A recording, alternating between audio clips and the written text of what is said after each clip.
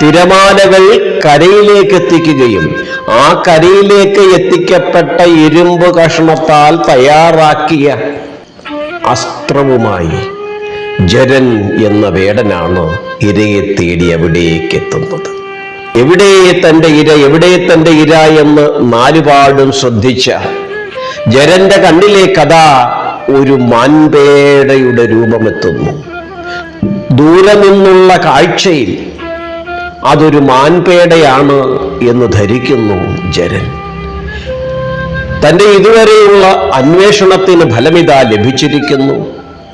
നിരാശനായി മടങ്ങേണ്ട തനിക്കിതാ അത്ഭുതകരവും അതിസന്തോഷദായകവുമായ ഒരു ഇരയെ ലഭിച്ചിരിക്കുന്നു എന്ന ചിന്തയോടുകൂടി മാൻപേട നിൽക്കുന്നതായി തോന്നിയ ഇടത്തിലേക്ക് തൻ്റെ കയ്യിലുള്ള ശരത്തെ വേടൻ അയക്കുന്നു.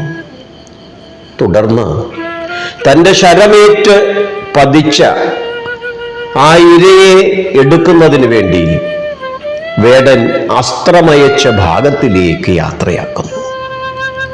വളരെ വേഗത്തിൽ ഓടി അവിടേക്കെത്തിയ ജരൻ അത്ഭുതപ്പെട്ടു പോയി.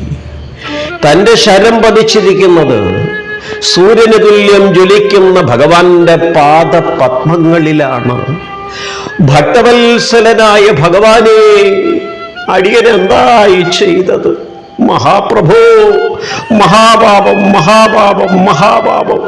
ഏതൊരു ചൈതന്യ സ്വരൂപനാണോ സമസ്ത ജഗത്തിൻ്റെയും ആധാരഭൂതനായി വർത്തിക്കുന്നത്, ഏതൊരു ചൈതന്യ സ്വരൂപന്റെ തിരുമുഖ കമലം ദർശിക്കുന്നതിന് വേണ്ടിയിട്ടാണോ യുഗയുഗാന്തരം ഋഷിവര്യന്മാർ തപം ചെയ്യുന്നത്, സമസ്ത ജഗത്തിനും ആനന്ദം പ്രദാനം ചെയ്യുന്നവനും സമസ്ത ജഗത്തിൻ്റെയും അന്ധകാരമില്ലാതാക്കുന്നവനുമായ മഹാപ്രഭു, അന്ധനായ അജ്ഞാനിയായ ഞാൻ മഹാപാപം വർത്തിച്ചു.